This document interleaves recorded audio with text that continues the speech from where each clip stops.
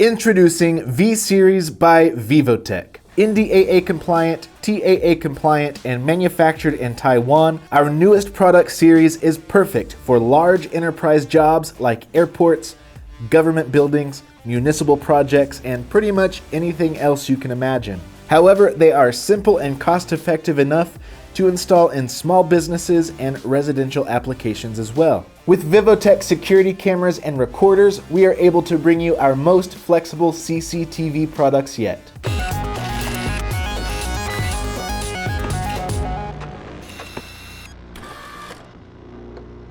In today's political climate, the products that you choose for your security camera installations really do take a little bit more due diligence. You know all about NDAA compliance, you know about the FCC bans rolling out on Hikvision and Dahua, and if you've been following Nelly Security for very long, you know that our response to recent events has been to completely drop all Hikvision products and start pushing UniView in its place. Now don't worry, we still carry UniView products and we will for the foreseeable future.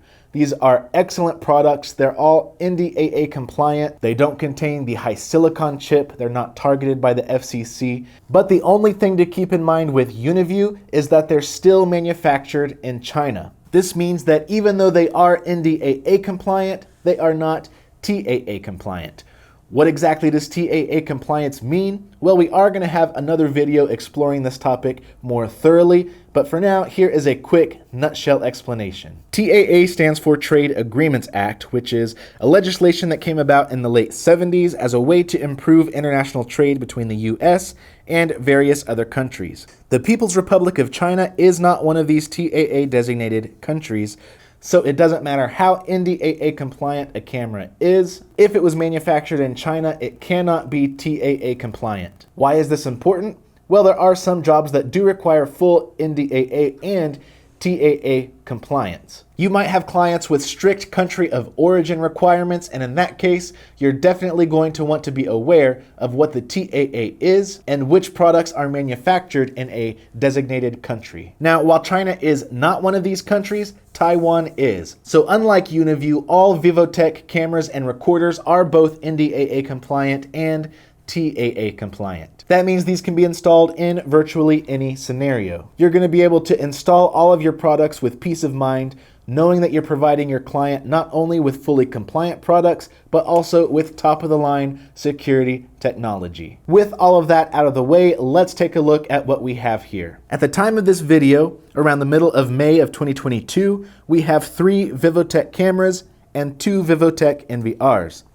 That said, we're going to be getting even more cameras in over the next couple of weeks. And as we get more familiar with these products, more and more cameras and recorders will trickle in over time. Right now we have a 5 megapixel fixed lens turret, a 5 megapixel varifocal lens turret, and a 2 megapixel fixed lens Vandal Dome. In the next couple of weeks, we will have a 5 megapixel fixed lens Vandal Dome, a 5 megapixel varifocal lens Vandal Dome, and a 5 megapixel bullet. Right away, you'll notice that our NVRs do have Vivotek branding, while the cameras are totally blank. This is intentional. We call these cameras V-Series by Vivotek. It has the same great firmware that branded Vivotek cameras have. It uses all of the same apps and software, but it's totally blank, meaning we can leverage the power of Nelly's free branding program to stamp your company's logo on the camera in high-quality, permanent ink. You'll be hearing a lot more about these cameras and recorders moving forward. Getting a new product line is always an exciting time. We have a ton of stuff to learn. We have a ton of content to make, so just bear with us. Right now, our techs are getting their hands on these Vivotek products for the very first time, learning all the ins and outs. But for now, I do have a 5 megapixel fixed lens turret installed outside. So let's jump in and take a quick look at this interface. All right, the cool thing about this web interface is that it is completely plug-in free. So you can see I have Google Chrome pulled up here. I'm going to type in the IP address and hit enter. No plugin, and it works just fine on Chrome, Firefox, Edge. So let's type in the default username, which is root, and the default password. In this case, it's 12345678 exclamation point. That's a password that we set already.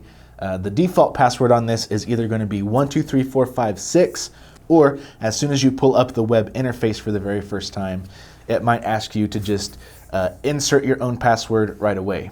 So here you go. This is the web interface for the IT9380H. Again, this is a fixed lens turret, 2.8 millimeters, and it is 5 megapixel. You can see we have the Nelly security logo up here in the corner.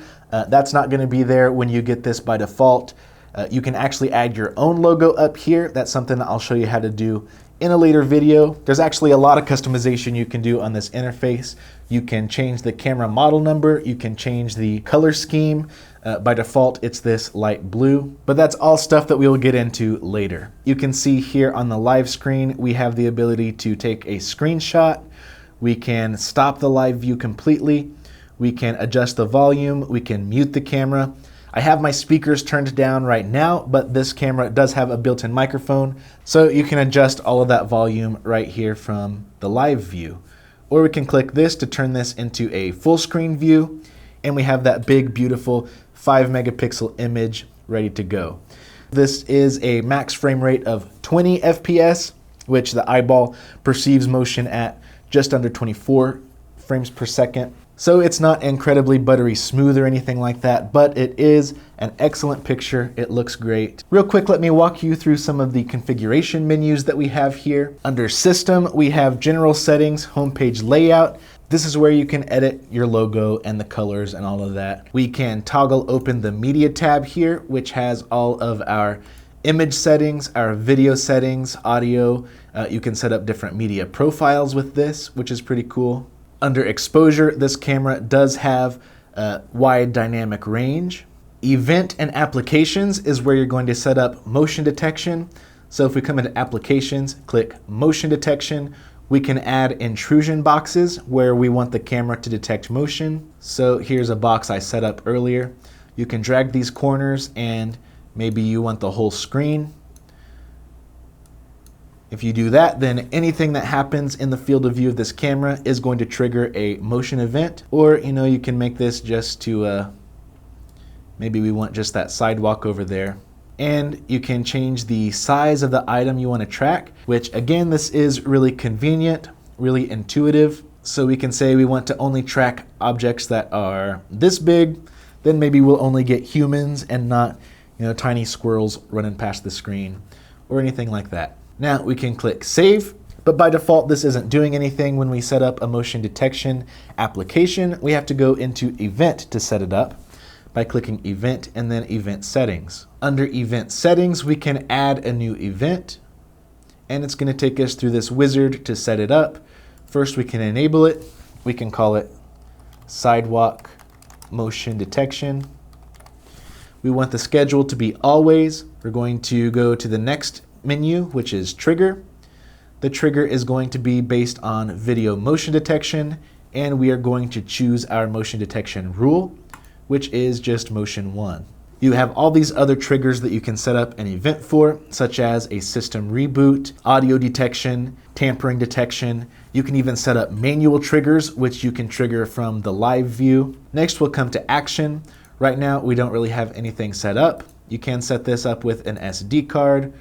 We don't have an SD card in the camera currently. If we were going through the NVR, if we had different alarms set up, we could have different actions triggered by this event. That's just a very basic overview of some of the options that we have available to us here on the web interface.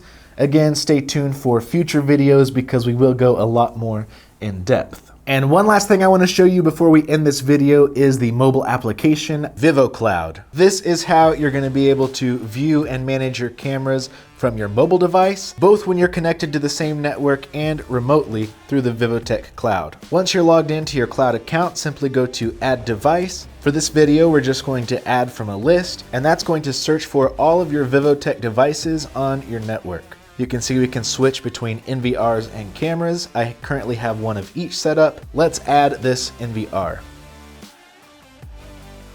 And you saw how fast that was. Just like that, our NVR is set up with our mobile device. I have 3 channels connected to this NVR. 2 of them are currently offline, but we can see this channel right here.